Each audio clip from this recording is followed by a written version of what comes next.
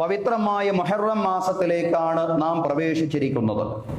വിശുദ്ധ ഖുർആനിൽ അല്ലാഹു മാസങ്ങളെ സംബന്ധിച്ച് പറയുമ്പോൾ മുഹറം അടക്കമുള്ള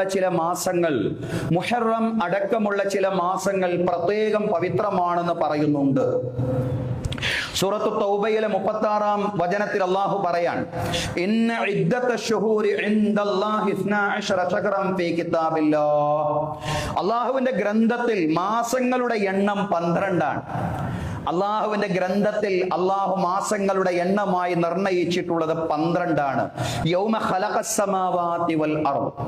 ആകാശഭൂമികളെ സൃഷ്ടിച്ച ദിനം തന്നെ അള്ളാഹു മാസങ്ങളുടെ എണ്ണമായി നിർണയിച്ചിട്ടുള്ളത് 12 ആണ്. 12 മാസം എന്നുള്ളതാണ് അള്ളാഹു തആല മാസങ്ങളുടെ എണ്ണമായിട്ട് നിർണയിച്ചിട്ടുള്ളത്.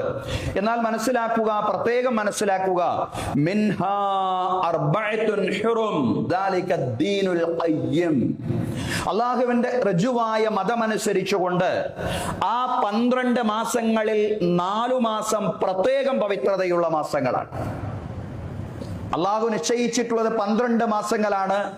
ആ 12 മാസങ്ങളിൽ 4 മാസങ്ങളെ പ്രത്യേകം പവിത്രതയുള്ള മാസങ്ങളാക്കി അള്ളാഹു തആല നിശ്ചയിച്ചിരിക്കുന്നു എന്ന് അള്ളാഹു പറയാണ്. സഹോദരങ്ങളെ, അതുകൊണ്ട് ആ പവിത്രത നിങ്ങൾ കാത്തു സൂക്ഷിക്കണം എന്ന് അള്ളാഹു തആല ഈ വചനത്തിലൂടെ, സൂറത്ത് തൗബയിലെ 36-ാം വചനത്തിലൂടെ നമ്മെ ഉണർത്തുകയാണ്. സഹോദരങ്ങളെ, ഏതാണ് പ്രത്യേകം പവിത്രതയുള്ള 4 മാസങ്ങൾ? ഖുർആൻ വ്യാഖ്യാതാക്കൾ പറഞ്ഞു, മുഹറം, റജബ്, ദുൽഖഅദ, ദുൽഹിജ്ജ തുടങ്ങിയ 4 മാസങ്ങളാണ് പ്രത്യേകം പവിത്രതയുള്ള 4 മാസങ്ങൾ എന്ന് പറയുന്നത്. സഹോദരങ്ങളെ, മുഹറം പവിത്രമാണെങ്കിൽ മുഹറമിലെ ഏറ്റവും പവിത്രമായ 2 ദിനങ്ങളാണ് മുഹറം 9-ഉം 10-ഉം. 9-ന് താസുവ എന്നും 10-ന് ആശുറ എന്നുമാണ് വിശേഷിപ്പിക്കപ്പെടുന്നത്. ചരിത്രം താസുവായിന്റെയും ആശുറായിന്റെയും ചരിത്ര പ്രാധാന്യം എല്ലാ വർഷവും നമ്മൾ വിശദീകരിക്കാറുണ്ട്. പക്ഷേ നാം ജീവിച്ചുകൊണ്ടിരിക്കുന്ന ദേശീയ അന്തർദേശീയ സാഹചര്യങ്ങൾ നിരന്തരമായി മാറിക്കൊണ്ടിരിക്കുന്നതാണ്.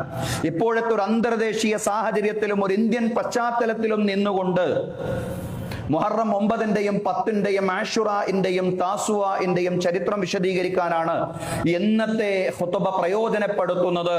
അല്ലാഹു തആല നമുക്ക് തൗഫീഖ് നൽകി അനുഗ്രഹിക്കുമാറാവട്ടെ. ബഹുമാന്യരായ സഹോദരങ്ങളെ, സഹോദരിമാരെ, പ്രവാചകനായ മൂസ അലൈഹിസ്സലാമയുടെ വിമോചന പോരാട്ടങ്ങൾക്ക് വിജയം കാണുകയും മർദ്ദകനും അക്രമിയും ഏകാധിപതിയുമായ ഫറോവയെ ചെങ്കടലിൽ മുക്കി അല്ലാഹു തആല നശിപ്പിക്കുകയും ചെയ്ത ചരിത്ര സ്മരണകൾ അയവിറക്കാനാണ് നാം മുഹറം 9-നും 10-നും പ്രത്യേകം നോമ്പെടുക്കുന്നത്.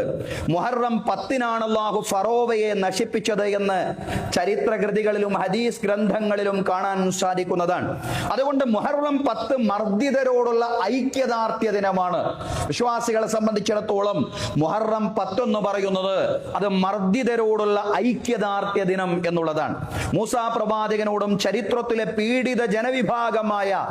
മർദ്ദിത ജനവിഭാഗമായ അന്നത്തെ കാലത്തെ അദ്ദേഹത്തിന്റെ അനുയായികളോടുമുള്ള ഐക്യദാർഢ്യം മാത്രമല്ല, വലിയ യുദ്ധങ്ങൾക്ക് ശേഷം ദുരിതങ്ങളിലൂടെ കഴിഞ്ഞുകൂടുന്ന ഇറാനിലെയും ഫലസ്തീനിലെയും സ്ത്രീകളോടും കുഞ്ഞുങ്ങളോടുമുള്ള ഐക്യദാർഢ്യം കൂടിയാണ് യഥാർത്ഥത്തിൽ ലോകത്തുടനീളമുള്ള വിശ്വാസികളെ സംബന്ധിച്ചിടത്തോളം ഈ കാലഘട്ടത്തിലെ മുഹറം 10 എന്ന് പറയുന്നത്. ലോകത്തിലെ മുഴുവൻ മർദ്ദിത സമൂഹങ്ങളോടുമുള്ള ഐക്യദാർഢ്യത്തിന്റെ ദിനമായി തന്നെ മുഹറം 10-നെ കാണാൻ വിശ്വാസികൾക്ക് സാധിക്കണം എന്നുള്ളതാണ്. വിശുദ്ധ ഖുർആനിൽ ഏറ്റവും അധികം പരാമർശിച്ച പ്രവാചകന്റെ പേര് മൂസ അലൈഹിസ്സലാമയുടെ പേരാണ്. 136 തവണ ഖുർആനിൽ മൂസ എന്ന പ്രയോഗം വന്നിട്ടുണ്ട്. മൂസ അലൈഹിസ്സലാമയുടെ പ്രതിയോഗിയായ ഫറോവയുടെ പേര് 71 പ്രാവശ്യം ഖുർആനിൽ പ്രയോഗിച്ചിട്ടുണ്ട് എന്നുള്ളതാണ്. 71 പ്രാവശ്യം ഫറോവയുടെ നാമവും 136 തവണ മൂസ പ്രവാചകൻ അലൈഹിസ്സലാമയുടെ നാമവും ഖുർആൻ പറഞ്ഞിട്ടുണ്ട്. മൂസ അലൈഹിസ്സലാമയ്ക്ക് നിർവഹിക്കാനുണ്ടായിരുന്ന ചരിത്രപരമായ ദൗത്യത്തിന്റെ വ്യാപ്തിയായിരിക്കണം ആ നാമം ഇത്രയധികം അധികരിച്ചുകൊണ്ട് പറയാനും ആ ചരിത്രം ഇത്ര കൂടുതലായി ഖുർആൻ വിശദീകരിക്കാനുമുള്ള കാരണം എന്ന് പറയുന്നത് ആ ചരിത്ര ചരിത്രത്തിലേക്ക് ചേർന്ന് നിൽക്കുന്ന സമാനമായ ചരിത്ര സാഹചര്യങ്ങൾ ഉണ്ടായേക്കാവുന്ന ധാരാളം സമൂഹങ്ങൾ പിൽക്കാലത്ത് വരാൻ പോകുന്നു എന്നതുകൊണ്ട് തന്നെയാവും മൂസാ പ്രവാചകൻ അലൈഹിസ്സലാമയുടെ ചരിത്രം ധാരാളമായി മറ്റുള്ള പ്രവാചകരെക്കാളെല്ലാം കൂടുതലായി ഖുർആൻ വിശദീകരിക്കാൻ കാരണമെന്ന് നമുക്ക് അനുമാനിക്കാവുന്നതാണ്. സഹോദരങ്ങളെ, ഇന്ത്യയടക്കമുള്ള ബഹുസ്വര സമൂഹങ്ങളിൽ മുസ്ലിം ഉമ്മത്തിന് നിർവഹിക്കാനുള്ള ദൗത്യമെന്ന് പറയുന്നത് ഫറോവയുടെ കാലഘട്ടത്തിൽ ഈജിപ്തിൽ മൂസാ പ്രവാചകൻ അലൈഹിസ്സലാം നിർവഹിച്ച ദൗത്യത്തിന് സമാനമാണ് എന്നുകൂടി ആ ചരിത്രത്തെ താരതമ്യം ചെയ്യുമ്പോൾ നമുക്ക് കാണാൻ സാധിക്കുന്നതാണ്. ഇന്ത്യൻ സാഹചര്യത്തിൽ ഈ വിഷയത്തിന്റെ പ്രസക്തിയും അത് തന്നെയാണ്. ഒരു ബഹുസ്വര സമൂഹത്തിൽ നിന്നുകൊണ്ടാണ് മൂസാ പ്രവാചകൻ അലൈഹിസ്സലാം അദ്ദേഹത്തിന്റെ ദഅവത്ത്, അദ്ദേഹത്തിന്റെ പ്രബോധന പ്രവർത്തനങ്ങൾ നിർവഹിച്ചത് എന്ന് കാണാൻ സാധിക്കും. 3 ദൗത്യങ്ങളായിരുന്നു ആ സമൂഹത്തിൽ പ്രവാചകൻ മൂസാ അലൈഹിസ്സലാം നിർവഹിച്ചത്. ആ ദൗത്യങ്ങൾ ഇന്ത്യൻ സാഹചര്യത്തിലും പ്രസക്തമാണ് എന്നുള്ളതാണ് ആ ചരിത്രം നമുക്ക് കൂടുതൽ പ്രസക്തമായി വരുന്നതിന്റെ കാരണം എന്ന് നമ്മൾ മനസ്സിലാക്കണം. ഒന്നാമത്തെ അദ്ദേഹത്തിന്റെ ദൗത്യം എന്ന് പറയുന്ന മൂസാ പ്രവാചകൻ അലൈഹിസ്സലാമയുടെ ഒന്നാമത്തെ ദൗത്യമായിരുന്നത് സഹോദര സമുദായങ്ങളായ ഖിബ്തികളിൽ, കോപ്റ്റുകളിൽ ഇസ്ലാമിക പ്രബോധനം നിർവഹിക്കുക. ആ കാലഘട്ടത്തിലെ സഹോദര സമുദായമായ കോപ്റ്റുകളിൽ ഇസ്ലാമിക പ്രബോധനം നിർവഹിക്കുക എന്നതായിരുന്നു മൂസാ പ്രവാചകൻ അലൈഹിസ്സലാമയുടെ ഒന്നാമത്തെ ദൗത്യമെന്ന ഖുർആനിക ചരിത്ര വിവരണത്തിൽ നിന്ന് നമുക്ക് മനസ്സിലാക്കാൻ കഴിയും. രണ്ടാമത്തെ ദൗത്യം പാരമ്പര്യ സമുദായമായ ഇസ്രായേല്യരെ അന്ധവിശ്വാസങ്ങളിൽ നിന്നും അനാചാരങ്ങളിൽ നിന്നും തെറ്റായ ജീവിത രീതികളിൽ നിന്നും സംസ്കരിച്ചുകൊണ്ട് തൗഹീദി ബോധമുള്ളവരാക്കി മാറ്റുക എന്നുള്ളതായിരുന്നു രണ്ടാമത്തെ മൂസാ പ്രവാചകൻ അലൈഹിസ്സലാമയുടെ ദൗത്യം. മൂന്നാമത്തെ മൂസാ പ്രവാചകൻ അലൈഹിസ്സലാമയുടെ ദൗത്യം ഫറോവയുടെ ഏകാധിപത്യത്തിൽ നിന്നും അടിമത്വത്തിൽ നിന്നും ഇസ്രായേല്യരെ വിമോചിപ്പിക്കുക എന്നുള്ളതായിരുന്നു. ഈ പ്രബോധന വിമോചന സംസ്കരണ ദൗത്യമാണ് ഇന്ത്യയടക്കമുള്ള ബഹുസ്വര സമൂഹങ്ങളിൽ മുസ്ലിങ്ങൾക്കും നിർവഹിക്കാനുള്ളത് എന്നുള്ളതാണ് ആ ചരിത്രം കൂടുതൽ പ്രസക്തമായി നമ്മൾ വായിക്കാൻ കാരണം. അങ്ങനെ വരുമ്പോൾ ഇന്ത്യൻ സാഹചര്യത്തിൽ ഇസ്ലാമിക സമൂഹത്തിന്റെ ദൗത്യം ഇപ്രകാരം നമുക്ക് വിശദീകരിക്കാൻ സാധിക്കും.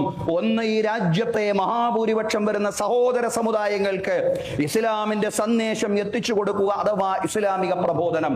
2, പാരമ്പര്യ സമുദായത്തിൽ കടന്നുകൂടിയ ശിർക്ക്, ബിദ്അത്ത്, മുതലാളിത്ത, ധാരാളിത്ത, ലിബറൽ ചിന്തകളിൽ നിന്ന്, ലിബറൽ ജീവിത രീതികളിൽ നിന്ന് അവരെ മോചിപ്പിക്കുകയും സംസ്കരിക്കുകയും ചെയ്യുക എന്നുള്ളതാണ് രണ്ടാമത്തെ ദൗത്യം. ഈ കാലഘട്ടത്തിൽ ഇസ്ലാമിക ഉമ്മത്തിന്റെ രണ്ടാമത്തെ ദൗത്യം എന്ന് പറയുന്നത്, നമ്മുടെ രണ്ടാമത്തെ തജ്ദീദി ദൗത്യം എന്ന് പറയുന്നത്, പാരമ്പര്യ സമുദായത്തിൽ കടന്നുകൂടിയ ശിർക്ക്, ബിദ്അത്തുകളിൽ നിന്നും മുതലാളിത്ത, ധാരാളിത്ത, ലിബറൽ ജീവിത രീതികളിൽ നിന്നും നയപരമായി അതുപോലെ തന്നെ വ്യവസ്ഥാപിതമായിട്ട് അവരെ സംസ്കരിക്കുക എന്നുള്ളതാണ് മൂന്നാമത്തെ ദൗത്യം എന്ന് പറയുന്നത്. നവഫാസിസ്റ്റ് ഏകാധിപത്യത്തിൽ നിന്ന് രാജ്യത്തെ വിമോചിപ്പിക്കുവാനുള്ള സാമൂഹ്യ രാഷ്ട്രീയ ദൗത്യ നിർവഹണം നടത്തുക എന്നുള്ളതാണ്. രാജ്യം ഒരു നവഫാസിസ കാലഘട്ടത്തിലൂടെയാണ് കടന്നുപോയിക്കൊണ്ടിരിക്കുന്നത്. ഈ നവഫാസിസ്റ്റ് ഏകാധിപത്യത്തിൽ നിന്ന് രാജ്യത്തെ വിമോചിപ്പിക്കാനുള്ള സാമൂഹ്യ രാഷ്ട്രീയ മുന്നേറ്റങ്ങളിൽ ഭാഗവാക്കാവുക എന്നതാണ് ഇന്ത്യയിലെ ഇസ്ലാമിക സമൂഹത്തിന്റെ മൂന്നാമത്തെ ദൗത്യം എന്ന് പറയുന്നത്. സഹോദരങ്ങളെ, ഈജിപ്തിൽ മേൽപ്പറഞ്ഞ ദൗത്യ നിർവഹണം വിജയം കാണുകയും ഏകാധിപതിയായ ഫറോവയെ അല്ലാഹു തആല എന്നേക്കുമായി നശിപ്പിക്കുകയും ചെയ്ത ദിനമാണ് മുഹറം 10 എന്ന് പറയുന്നത്. അതാണ് മുഹറം 10ന്റെ സാമൂഹ്യ പ്രാധാന്യം, അതാണ് മുഹറം 10ന്റെ മതപരമായ പ്രാധാന്യം, അതാണ് മുഹറം 10ന്റെ രാഷ്ട്രീയ പ്രാധാന്യം, എല്ലാം അതാണ്. സഹോദരങ്ങളെ, ഫറോവയുടെ ശൈലിയിലുള്ള ഏകാധിപത്യ ഭരണമാണ് നമുക്കറിയാം നവഫാസിസം ഇന്ത്യയിലും നടപ്പിലാക്കിക്കൊണ്ടിരിക്കുന്നത്. എങ്കിൽ എന്തായിരുന്നു ഫിർഔന്റെ ശൈലി എന്ന് ഖുർആനിൽ നിന്ന് നമ്മൾ മനസ്സിലാക്കണം. അല്ലാഹു പറയാണ്, ഇന്ന ഫിർഔന അലാ ഫിൽ അർളി വജഅല അഗ്ലഹാ ശിയഅൻ യസ്തളിഫു ത്വായിഫതൻ മിൻഹും യുദബ്ബിഹു അബ്നാഅഹും വയസ്തഹയി നിസാഅഹും ഇന്നഹു കാന മിനൽ മുഫ്സിദീൻ. നിശ്ചയം ഫിർഔൻ, ഫറോവ ഭൂമിയിൽ അതിക്രമകാരിയായി എഴുന്നേറ്റ് നിന്നു. ഫിർഔൻ തന്റെ ജനതയെ, തന്റെ പൗരന്മാരെ, തന്റെ ഭരണീയ സമൂഹത്തെ വ്യത്യസ്ത സമൂഹങ്ങളാക്കി വർഗീകരിച്ചുകൊണ്ട്, തരംതിരിച്ചുകൊണ്ട്, വിഭാഗീയവൽക്കരിച്ചുകൊണ്ട്, ജാതിപരമായി, സമുദായപരമായി വ്യത്യസ്തങ്ങളായ ഉച്ചനീചത്വങ്ങൾക്കിരയാക്കുകയും അവരിൽപ്പെട്ട ഒരു വിഭാഗം ആളുകളെ അടിച്ചമർത്തുകയും അവരിൽ ആൺകുഞ്ഞുങ്ങളെ അറുകൊല ചെയ്യുകയും പെൺമക്കളെ മാനഭംഗപ്പെടുത്തുകയും ചിലയിടങ്ങളിൽ സ്ഥലങ്ങളിൽ ചില വ്യാഖ്യാനങ്ങളിൽ ജീവിക്കാൻ അനുവദിക്കുകയും ചെയ്തു. ആൺകുഞ്ഞുങ്ങൾ അറുകൊല ചെയ്യുകയും പെൺമക്കളെ ജീവിക്കാൻ അനുവദിക്കുകയും ചെയ്തുകൊണ്ട് അവരിൽപ്പെട്ട ഒരു വിഭാഗത്തെ അടിച്ചമർത്തിക്കൊണ്ട് വർഗീയമായ വംശീയമായ നിലപാട് ഫിർഔൻ ഈജിപ്തിൽ നടപ്പിലാക്കി എന്ന് ഖുർആൻ പറയാണ്. ഇന്നഹു കാന മിനൽ മുഫ്സിദീൻ, നിശ്ചയം ഫിർഔൻ അക്രമകാരികളിൽപ്പെട്ടവനായിരുന്നു, നിശ്ചയം ഫിർഔൻ അരാജകവാദികളിൽപ്പെട്ടവനായിരുന്നു. ഖുർആൻ പറയുന്ന ആ ഒരു ചരിത്രമുണ്ടല്ലോ, ഫിർഔന്റെ ഏകാധിപത്യത്തിന്റെ വംശീയതയുടെ അതല്ലെങ്കിൽ സ്വേച്ഛാധിപത്യത്തിന്റെ ചരിത്രം. തന്റെ ജനതയെ, തന്റെ പൗരസമൂഹത്തെ അതല്ലെങ്കിൽ തന്റെ ഭരണീയരെ വ്യത്യസ്ത ജനസമൂഹങ്ങളാക്കി മാറ്റിക്കൊണ്ട് ഒരു വിഭാഗത്തോട് അങ്ങേയറ്റം പക്ഷപാതപരമായി പെരുമാറുക മാത്രമല്ല, അവരെ അടിച്ചമർത്തുകയും മറുകൊല ചെയ്യുകയും ചെയ്യുന്ന വലിയ വംശീയതയുടെ ഭീകരമായ താണ്ഡവം ഈജിപ്തിൽ ഫിർഔൻ കാഴ്ചവെച്ചെങ്കിൽ സഹോദരങ്ങളെ, ചരിത്രത്തിലെ വ്യത്യസ്ത സമൂഹങ്ങളിൽ നമ്മൾ അതിന്റെ വ്യത്യസ്തങ്ങളായിട്ടുള്ള രൂപങ്ങൾ കാണുന്നു. കാഠിന്യത്തിൽ കൂടുതലോ കുറവോ ഉണ്ടാവും, പക്ഷേ വംശീയതയുടെ രൂപങ്ങൾ നമ്മൾ ലോകത്തിന്റെ മുക്കുമൂലകളിൽ കാണുമ്പോൾ വംശീയതയിൽ ഊന്നിയ ഒരു പ്രത്യയശാസ്ത്രമാണ് ഫാസിസം ഇന്ത്യയിൽ മുന്നോട്ട് വെക്കുന്നത് എന്ന് നമുക്ക് മനസ്സിലാക്കാൻ കഴിയും. നവഫാസിസ്റ്റ് ആചാര്യന്മാരുടെ കൃതികൾ തന്നെ അതിന് സാക്ഷിയാണ്. അവരാ കൃതികളിൽ എഴുതി വെച്ചിട്ടുണ്ട്. അവരുടെ അനുയായികളുടെ സഹപ്രവർത്തകരോട് പറയാണ്, നിങ്ങൾ ബ്രിട്ടീഷ് സാമ്രാജ്യത്വത്തിനെതിരെ സമരം ചെയ്ത് സമയം കളയണ്ട, രാജ്യത്തിന്റെ അഭ്യന്തര ശത്രുക്കളെ ഇല്ലായ്മ ചെയ്യുകയാണ് വേണ്ടത്. അങ്ങനെ പറഞ്ഞ അഭ്യന്തര ശത്രുക്കളിൽ ഒന്നാമത്തേത് മുസ്ലിമാണ്, രണ്ടാമത്തേത് ക്രിസ്ത്യാനിയും, മൂന്നാമത്തേത് കമ്മ്യൂണിസ്റ്റുമാണ്. അങ്ങനെ ഈ രാജ്യത്തിനകത്തു തന്നെ ഈ രാജ്യത്തിന് ശത്രുക്കളുണ്ട്, അഭ്യന്തര ശത്രുക്കളുണ്ട് എന്ന ചിന്ത ഉണ്ടാക്കുക എന്നുള്ളത് വലിയ വംശീയ ബോധമുണ്ടാക്കലാണ്, വലിയ വംശീയതയാണ്. പക്ഷേ സഹോദരങ്ങളെ, അത്തരത്തിലുള്ള വംശീയതയുടെ അടിത്തറയിൽ നിന്നുകൊണ്ടുള്ള പ്രവർത്തനങ്ങൾ ഒരു കോണിൽ ശക്തിപ്പെടുമ്പോഴും നമുക്ക് എപ്പോഴും പറയാനുള്ളത് വർഗീയത കൊണ്ട്, വംശീയത കൊണ്ട് പ്രതിരോധിക്കലല്ല പരിഹാരമെന്ന് പറയുന്നത്. ഫിർഔൻ കടുത്ത വംശീയത അഴിച്ചുവിടുമ്പോഴും സൗമ്യമായ ശൈലിയിൽ പ്രതികരിക്കാനാണ് മൂസാ പ്രവാചകൻ അലൈഹിസ്സലാമയോടും അദ്ദേഹത്തിന്റെ സഹപ്രവർത്തകനായ ഹാറൂൻ നബി അലൈഹിസ്സലാമയോടും സഹോദരനായ ഹാറൂൻ നബി അലൈഹിസ്സലാമയോടും അല്ലാഹു തആല പറയുന്നത്. അങ്ങേയറ്റം വലിയ ഭീകരമായ വംശീയ താണ്ഡവം ഇസ്രായേലിനെതിരെ ഫിർഔൻ അഴിച്ചുവിടുമ്പോഴും സൗമ്യമായ ശൈലിയിൽ ദൗത്യ നിർവഹണം നടത്താനാണ് പ്രവാചകൻ മൂസാ അലൈഹിസ്സലാമയോടും ഹാറൂൻ നബി അലൈഹിസ്സലാമയോടും അല്ലാഹു പറയുന്നത്. ഇദ്ഹബ് ഇലാ ഫിർഔന ഇന്നഹു തഗാ ഫഖുൽ ഹൽ ലക ഇലാ അൻ തസക്ക വഅഹദിയക ഇലാ റബ്ബിക ഫതഖ്ഷാ. ഫിർഔന്റെ അടുക്കലേക്ക് നിങ്ങൾ പോകണം, നിശ്ചയം ഫിർഔൻ അതിക്രമകാരിയായി മാറിയിരിക്കുന്നു. ഫിർഔനോട് നിങ്ങൾ ചോദിക്കണം, ഹൽ ലക ഇലാ അൻ തസക്ക, നിനക്ക് വിശുദ്ധനാവാൻ സമയമായില്ലേ, വഅഹദിയക ഇലാ റബ്ബിക ഫതഖ്ഷാ, നിന്റെ രക്ഷിതാവിന്റെ വഴിയിലേക്ക് ഞങ്ങൾ നിന്നെ ആനയിക്കാം, നീ അല്ലാഹുവിനെ ഭയപ്പെടുന്നവനായി മാറിയേക്കും. ഇന്നഹു തഗാ, നിശ്ചയം ഫിർഔൻ അതിക്രമകാരിയായി മാറിയിരിക്കുന്നു എന്ന് ഖുർആൻ തന്നെ പറയുന്നു.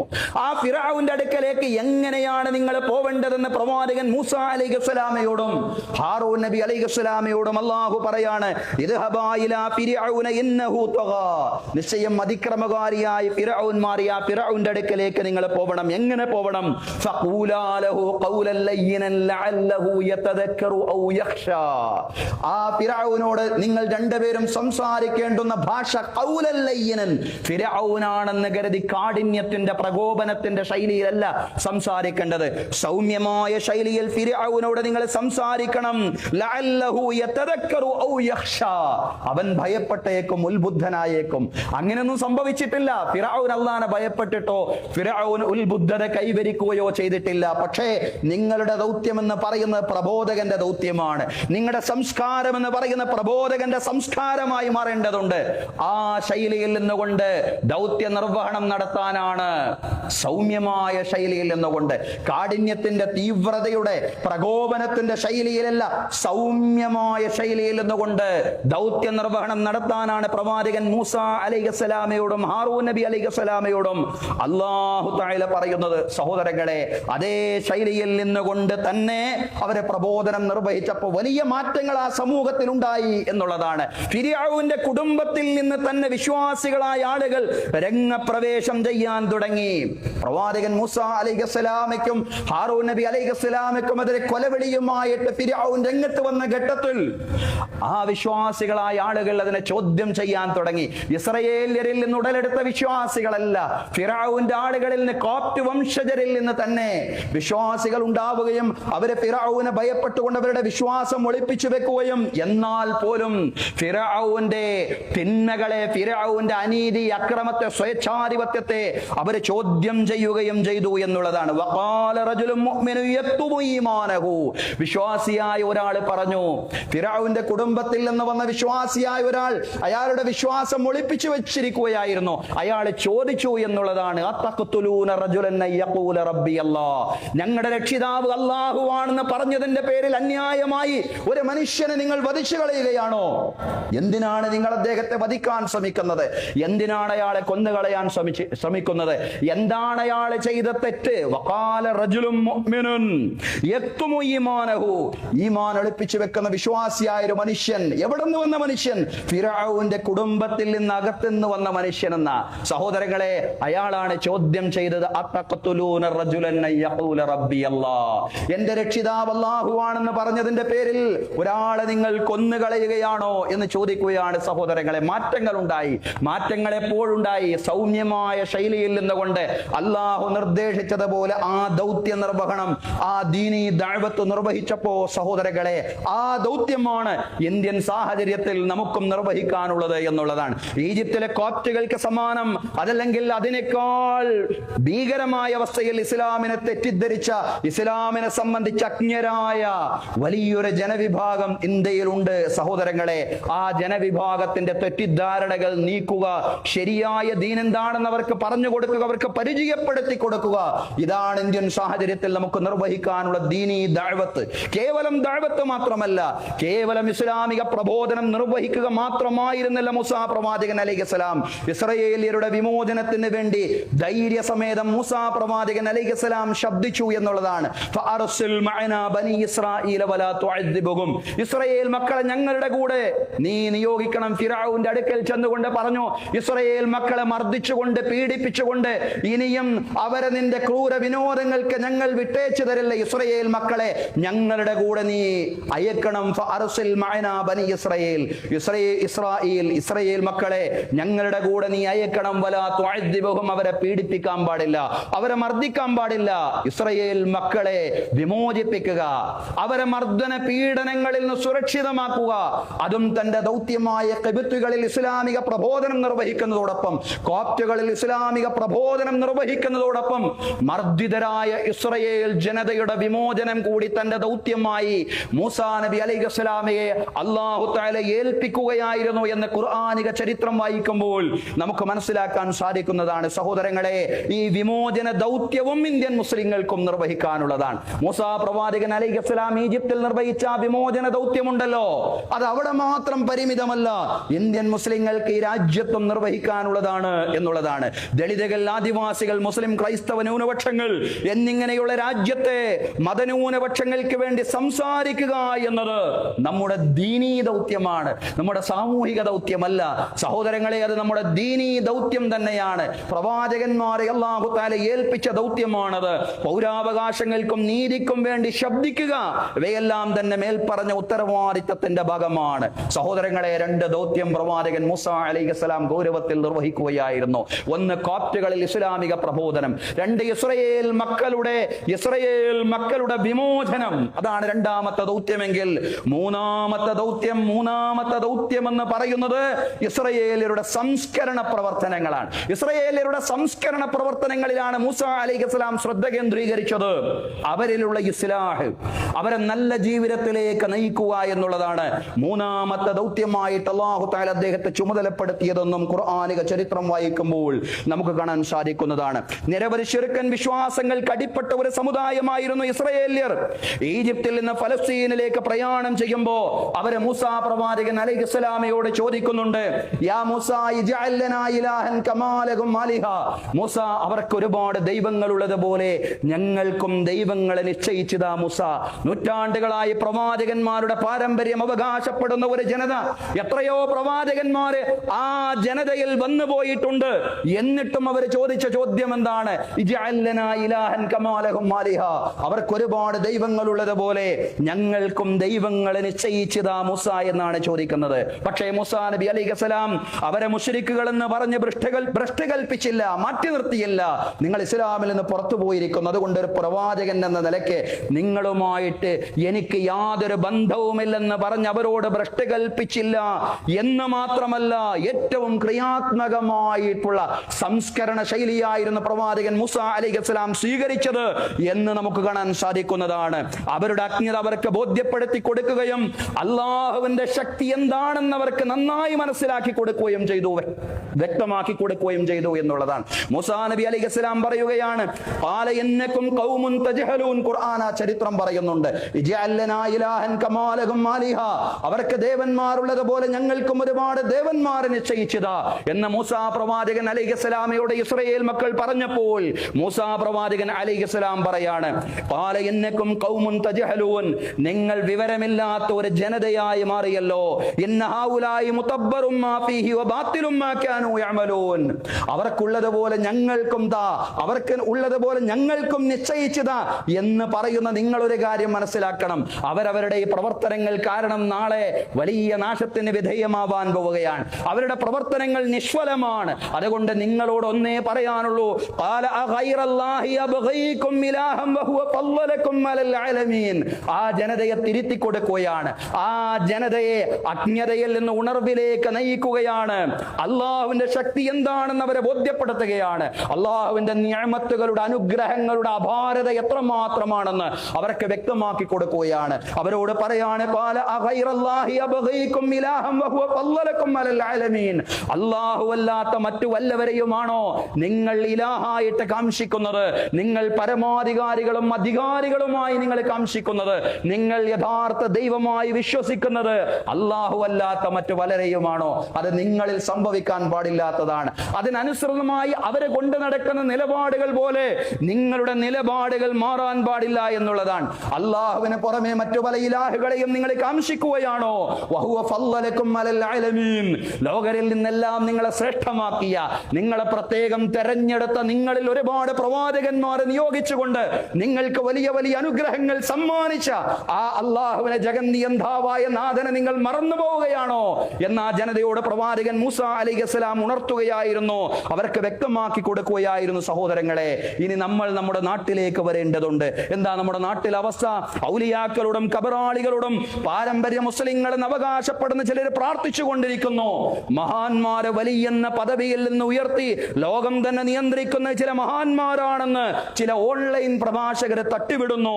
ഇതിൽ നിന്നെല്ലാം സമുദായത്തെ അകറ്റാനുള്ള ശക്തമായ ബോധവൽക്കരണം ഉണ്ടാവണം. പക്ഷേ അബദ്ധങ്ങളുടെ പേരിൽ ആളുകളെ മുശ്രിക്കാക്കുകയും കാഫിറാക്കുകയുമല്ല യഥാർത്ഥ തൗഹീദി പ്രബോധകരുടെ ശൈലി എന്ന് പറയുന്നത്. യഥാർത്ഥ സംസ്കരണ പ്രവർത്തകരുടെ ശൈലി അതാവാൻ പാടില്ല. കാര്യത്തിന്റെ മർമ്മം അവരെ മനസ്സിലാക്കണം. ഇസ്രായേലിലെ, ഈജിപ്തിലെ ഭൂരിപക്ഷ സമുദായമായ കോപ്റ്റുകളിൽ നിന്ന് പല ശിർക്കൻ ആചാരങ്ങളും കടമെടുത്തത് കൊണ്ടാണ് തൗഹീദിന് നിരക്കാത്ത പല വിശ്വാസങ്ങളും അവരിൽ കടന്നുകൂടിയത്. കാലപ്പഴക്കം കൊണ്ടോ ബാഹ്യാന്തര ശക്തികളുടെ സമ്മർദ്ദം കൊണ്ടോ, കാലപ്പഴക്കം കൊണ്ടോ ബാഹ്യാന്തര ശക്തികളുടെ സമ്മർദ്ദം കൊണ്ടോ ഇന്ത്യൻ മുസ്ലിങ്ങളുടെ ജീവിതത്തിലേക്കും തൗഹീദിന് നിരക്കാത്ത പല വിശ്വാസങ്ങളും കടന്നുകൂടിയിട്ടുണ്ട്. പക്ഷെ ഒരു കടന്നാക്രമണത്തിന്റെ ശൈലി സ്വീകരിക്കാതെ അള്ളാഹുവിന്റെ ശക്തിയും അവന്റെ അനുഗ്രഹങ്ങളും അവരെ ബോധ്യപ്പെടുത്തി അവരെ തിരുത്തുന്ന രീതിയാണ് ശരിയായ ഇസ്ലാഹ് എന്ന് പറയുന്നത്. അതാണ് ശരിയായ സംസ്കരണ പ്രവർത്തന ശൈലി എന്ന് പറയുന്നത്.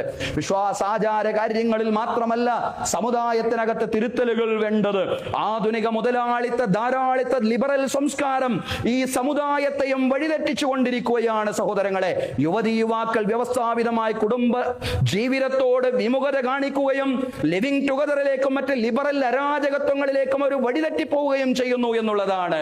മദ്യവും ലഹരി ഉപയോഗവുമെല്ലാം അധികരിച്ചു കൊണ്ടിരിക്കുന്ന പൊതുസമൂഹത്തെ മാത്രമല്ല, ഇത്തരം ജീർണതകളെല്ലാം നമ്മുടെ സമുദായത്തെയും കാര്യമായി ബാധിച്ചിട്ടുള്ള ഒരു കാലത്തിലൂടെയാണ് നമ്മൾ കടന്നു പോകുന്നത്.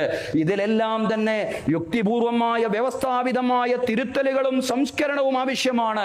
ഇന്ത്യയിലെ ഇസ്ലാമിക സമൂഹത്തിൽ നമുക്ക് നിർവഹിക്കാനുള്ള ഈ ദൗത്യത്തെയാണ് സഹോദരങ്ങളെ ഇസ്ലാഹി എന്ന് നമുക്ക് വിശേഷിപ്പിക്കുവാൻ സാധിക്കുക. പക്ഷേ സമുദായത്തിന്റെ കെട്ടുറപ്പും സമുദായത്തിന്റെ ഭദ്രതയും തകർന്നു പോവാതെ ആയിരിക്കണം ആ ഇസ്ലാഹി പ്രവർത്തനം, ആ സംസ്കരണ പ്രവർത്തനം നമ്മൾ നിർവഹിക്കേണ്ടത്. അതാണ് മൂസാ പ്രവാചകൻ അലൈഹിസ്സലാമയുടെ ശൈലി എന്ന് പറയുന്നത്. ഇസ്രായേലിയർക്കകത്ത് മൂസാ പ്രവാചകൻ സ്വീകരിച്ച ഒരു ശൈലി, അതാണ് ഇന്നും ഇന്ത്യൻ മുസ്ലിങ്ങൾക്കിടയിലും നമുക്ക് സ്വീകരിക്കൽ പ്രസക്തമായിട്ടുള്ള ശൈലി എന്ന് പറയുന്നത്. സഹോദരങ്ങളെ, നമുക്കറിയാം ചരിത്രം. തൗറാത്ത് സ്വീകരിക്കുന്നതിന് വേണ്ടി ഇസ്രായേലിയരിൽ നിന്ന് മൂസാ നബി അലൈഹിസ്സലാം വിട്ടുനിന്ന കാലത്ത് സാമിരി എന്ന പേരുള്ള പുരോഹിതന്റെ നേതൃത്വത്തിൽ അവർ പശുക്കുട്ടിയെ ആരാധിക്കാൻ തുടങ്ങി. ഇസ്രായേലിയരിൽ ചിലർ പശുക്കുട്ടിയെ ആരാധിക്കാൻ തുടങ്ങി എന്നുള്ളതാണ്. ഇസ്രായേലിയർ വഴിപിഴച്ചു പോയ ഘട്ടത്തിൽ എന്തേ നീ തടയാതിരുന്നത്? എന്റെ അസാന്നിധ്യത്തിൽ ഇസ്രായേലിയർ വഴിപിഴച്ചു പോയ ഘട്ടത്തിൽ എന്തേ നീ തടയാതിരുന്നത് എന്ന് മൂസാ നബി അലൈഹിസ്സലാം ഹാറൂൻ നബി അലൈഹിസ്സലാമിയോട് ചോദിക്കുന്നുണ്ട്. ഒരു പ്രവാചകനായ നിന്റെ സാന്നിധ്യം ഇസ്രായേലിയരുടെ കൂടെ ഉണ്ടായിട്ടും എന്റെ അസാന്നിധ്യത്തിൽ ഇസ്രായേലിയർ തിന്മയിലേക്ക് വഴിതെറ്റിപ്പോയ ഘട്ടത്തിൽ എന്തേ നീ തടയാതിരുന്നത് എന്ന് പ്രവാചകൻ ഹാറൂൻ നബി അലൈഹിസ്സലാമിയോട് മൂസാ പ്രവാചകൻ അലൈഹിസ്സലാം ചോദിക്കുമ്പോ ഹാറൂൻ നബി പറയുന്ന മറുപടിയുണ്ട്, ഞാൻ ശിർക്കിനെ തടയാതിരുന്നിട്ടില്ല, ഞാൻ ശിർക്കിനെ തടയാതിരുന്നിട്ടില്ല. പക്ഷേ ഇന്നി ഖശീതു അൻ തഖൂല ഫർറഖത ബൈന ബനി ഇസ്രായീൽ, ഇസ്രായേൽ സന്തതികൾക്കിടയിൽ നീ ഭിന്നിപ്പുണ്ടാക്കി എന്ന് താങ്കൾ തിരിച്ചു വന്നാൽ പറഞ്ഞേക്കുമെന്ന് സഹോദരാ ഞാൻ ഭയപ്പെട്ടു പോയി. എന്റെ താടിക്കും തലക്കും പിടിച്ചു വലിക്കരുത്. താടിക്കും തലക്കും പിടിച്ചു വലിച്ചുകൊണ്ടാണ് ചോദിച്ചത്, എന്തേ നീ തിന്മയിൽ നിന്ന് ആളുകളെ തടയാതിരുന്നത്? ഹാറൂൻ നബി അലൈഹിസ്സലാം പറഞ്ഞു, ഞാൻ തിന്മയെ തടയാതിരുന്നിട്ടില്ല, ഞാൻ ശിർക്കിനെതിരെ സംസാരിക്കാതിരുന്നിട്ടില്ല. പക്ഷേ ഞാനത് സംസാരിച്ച് ഇസ്രായേൽ മക്കൾ രണ്ടു വഴിക്കായി പോകുമോ എന്ന് ഞാൻ ഭയപ്പെട്ടു.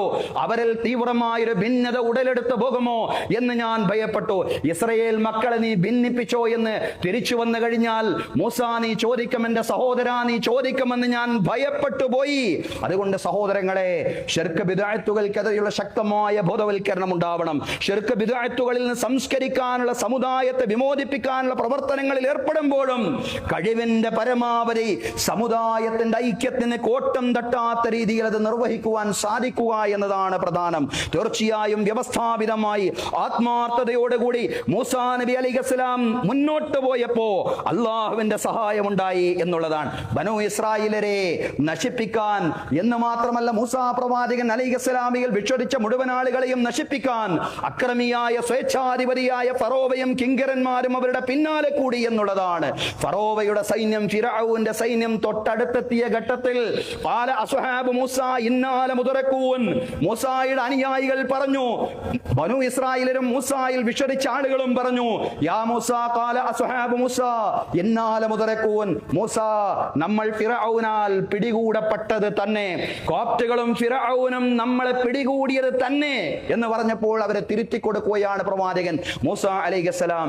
ഖാല കല്ലാ ഇന്ന മഈ റബ്ബി സയഹ്ദീൻ, ഖാല മൂസാ അലൈഹിസ്സലാം പറഞ്ഞു, കല്ല ഒരിക്കലുമില്ല, നിങ്ങൾ ഭയപ്പെടേണ്ട, ഇന്ന മഈ റബ്ബി സയഹ്ദീൻ, നിശ്ചയം എന്റെ കൂടെ എന്റെ രക്ഷിതാവുണ്ട്, എന്റെ രക്ഷിതാവ് എന്നെ നേർവഴിയിലേക്ക് നയിക്കും, എനിക്ക് ദിശ കാണിച്ചു തരും, എനിക്ക് സുരക്ഷിതത്വത്തിന്റെ വലയമൊരുക്കാൻ എന്റെ നാഥൻ എന്റെ കൂടെയുണ്ട്, അതുകൊണ്ട് നിങ്ങൾ ആരും ഭയപ്പെടണ്ട എന്ന് മൂസാ നബി അലൈഹിസ്സലാം തന്റെ അനുയായികളോട് പറയാണ്. സഹോദരങ്ങളെ, ചരിത്രം നമുക്കറിയാം.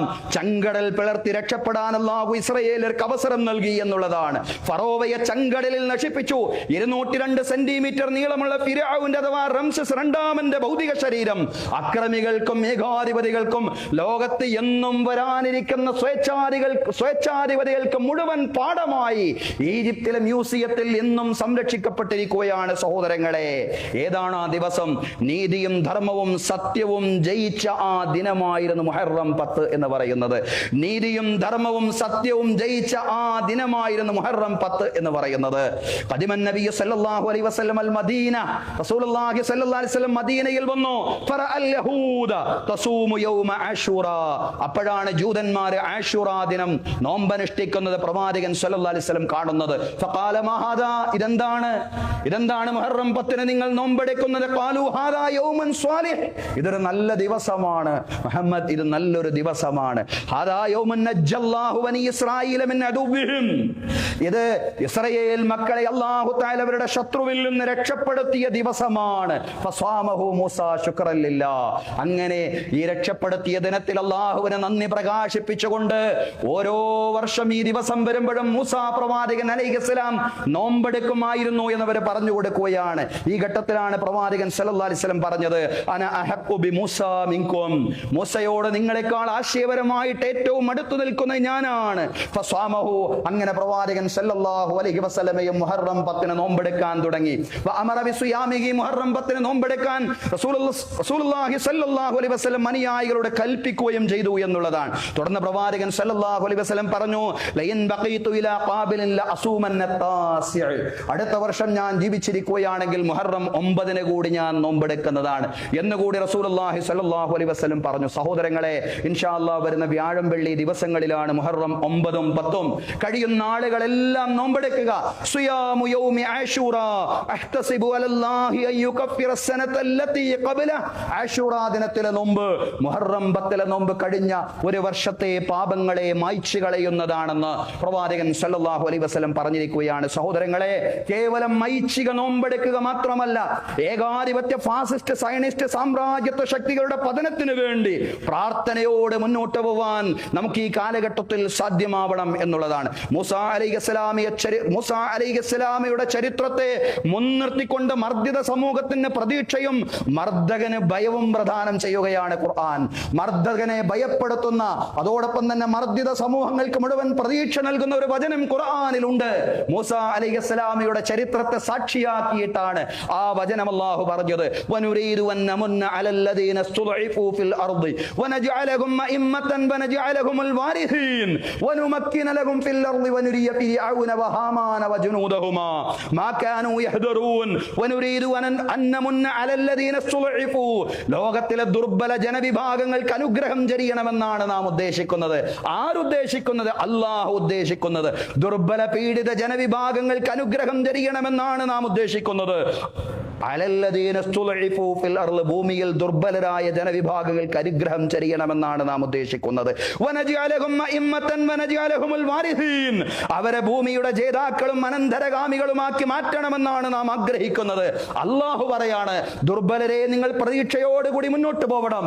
നിങ്ങളെ ഭൂമിയുടെ അനന്തരഗാമികളും ജേതാക്കളും നായകന്മാരുമാക്കി മാറ്റണമെന്നാണ് നാം ആഗ്രഹിക്കുന്നത്. വനുമക്കിന ലഹും ഫിൽ അർളി വനുരിയ ഫിർഔന വഹാമാന വജുനൂദഹുമാ മാ കാനൂ യഹ്ദറൂൻ വനുമക്കിന ലഹും ഫിൽ അർള്. ദുർബലർക്ക് ഭൂമിയിൽ ആധിപത്യം ലഭിക്കുന്ന ഒരു കാലം വരാനിരിക്കുന്നുണ്ട്. പാർശ്വവൽകൃത ജനസമൂഹങ്ങൾക്ക്, ചേരികളിലേക്ക് മാറ്റപ്പെട്ട മാർജിനൈസ് ചെയ്യപ്പെട്ട ജനസമൂഹങ്ങൾക്ക് അധികാരത്തിന്റെ ഇടനാഴികളിലേക്ക് കടന്നു വരാൻ കഴിയുന്ന ഒരു ലോകത്തെ സംബന്ധിച്ചുള്ള പ്രത്യാശയാണ് ഖുർആൻ നൽകുന്നത് എന്നുള്ളതാണ്. വനുമക്കിന ലഹും ഫിൽ അർള്, ഭൂമിയിൽ അവർക്ക് ആധിപത്യം നൽകണമെന്നാണ് നാം ഉദ്ദേശിക്കുന്നത്.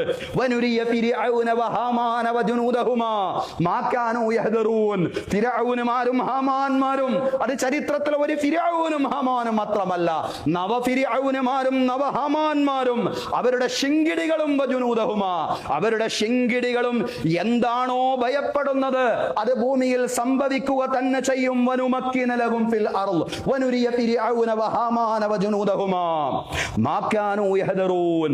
ഭൂമിയിൽ ആധിപത്യം നേടും ദുർബല ജനവിഭാഗം, പാർശ്വവൽകൃത ജനവിഭാഗം, പിന്നോക്ക ദളിത് ന്യൂനപക്ഷ ജനവിഭാഗങ്ങൾക്ക് വലിയ സ്വാധീനമുണ്ടാവുന്ന ഒരു കാലഘട്ടം ഭൂമിയിൽ സംഭവിക്കാൻ പോകുന്നുണ്ട്, പുലരാൻ പോകുന്നുണ്ട്. അതുകൊണ്ട് എന്താണോ ഈ സാമ്രാജ്യത്വ സയനിസ്റ്റ് ഫാസിസ്റ്റ് അധീശത്വ ശക്തികൾ ഭയപ്പെടുന്നത്, നവഫിർഔനമാരും ഹാമാന്മാരും എന്താണോ ഭയപ്പെടുന്നത് അത് ഭൂമിയിൽ സംഭവിക്കുക തന്നെ ചെയ്യും എന്നുള്ളതാണ്. സഹോദരങ്ങളെ, സഹോദരിമാരെ, ലോകത്തിന്റെ വൻ ശക്തികളെന്ന് വിമ്പ് പറയുന്ന അമേരിക്കയും ഇസ്രയേലും ഇറാനോട് സമാധാന കരാറിലെത്തിയ ഒരു കാലത്താണ് നാം ഇന്നുള്ളത് എന്നുള്ളതാണ്. പലപ്പോഴും ഇസ്രയേലിന് തൃപ്തിയില്ലാതെ തന്നെ അമേരിക്കയ്ക്ക് ആ കരാറിലേക്ക് ഇസ്രയേലിനെ കൊണ്ടുവരാൻ സാധിക്കുന്ന ഒരു സാഹചര്യം ഉണ്ടായി എന്നുള്ളതാണ്. അടുത്ത ഘട്ടം ഏതെന്ന് ചോദിച്ചാൽ ഇസ്രയേലും അമേരിക്കയും വിയോജിക്കുന്ന ഒരു കാലം, അങ്ങനെയുള്ള ഒരു കാലത്തേക്ക്, ലോകത്തിന്റെ രാഷ്ട്രീയ ധ്രുവം മാറിക്കൊണ്ടിരിക്കുന്ന ഒരു കാലത്തേക്ക് ലോകം പ്രവഹിച്ചു കൊണ്ടിരിക്കുകയാണ്. സഹോദരങ്ങളെ, മർദ്ദക സംവിധാനങ്ങൾ മർദ്ദിതന് മുന്നിൽ ഇന്നല്ലെങ്കിൽ നാളെ പരാജയപ്പെടും. മർദ്ദകന്റെ പതനമാണ് വരാൻ പോകുന്നത്. ഇത് ഖുർആൻ നൽകിയ പ്രത്യാശയാണ്. വനുമക്കിന ലഹും ഫിൽ അർള്. ഭൂമിയിൽ മർദ്ദിതനാധിപത്യം ലഭിക്കുന്ന കാലം വരാൻ പോവുകയാണ്. മർദ്ദകൻ പരാജയപ്പെടും, ഇന്നല്ലെങ്കിൽ നാളെ പരാജയപ്പെടുമെന്നുള്ള പ്രത്യാശ നൽകുകയാണ് ഖുർആൻ. സഹോദരങ്ങളെ, പക്ഷേ 3 ദൗത്യമാണ് നിർവഹിക്കാനുള്ളത്. ആ ദൗത്യത്തെ സംബന്ധിച്ചാണ് നമ്മൾ പറഞ്ഞു. മൂസാ പ്രവാചകൻ അലൈഹിസ്സലാം കോപ്റ്റുകളിൽ നിർവഹിച്ച ദൗത്യം ലോകത്തെല്ലാ ബഹുസ്വര സമൂഹങ്ങളിലും നിർവഹിക്കപ്പെടേണ്ടതാണ്. അതാണ് യഥാർത്ഥത്തിൽ മർദ്ദിതന്റെ പ്രതീക്ഷ എന്ന് പറയുന്നത്. ആ ദൗത്യ നിർവഹണം ഇസ്ലാമിന്റെ ഭൂമികയിൽ നിന്നുകൊണ്ട് ഇപ്രകാരം നമുക്ക് വിശദീകരിക്കാൻ സാധിക്കുമെന്നുള്ളതാണ്. സഹോദര സമുദായങ്ങൾക്ക് ഇസ്ലാമിനെ പരിചയപ്പെടുത്തുകയും ഇസ്ലാമിനെയും മുസ്ലിങ്ങളെയും സംബന്ധിച്ചുള്ള തെറ്റിദ്ധാരണകൾ നീക്കുകയും ചെയ്യുന്ന ദഅവത്താണ്, പ്രബോധനമാണ്. ഒന്നാമത്തേത് 2 നയപരമായി വ്യവസ്ഥാപിതമായി മുസ്ലിം സമൂഹത്തെ സംസ്കരിക്കുന്ന ഇസ്ലാഹാണ്.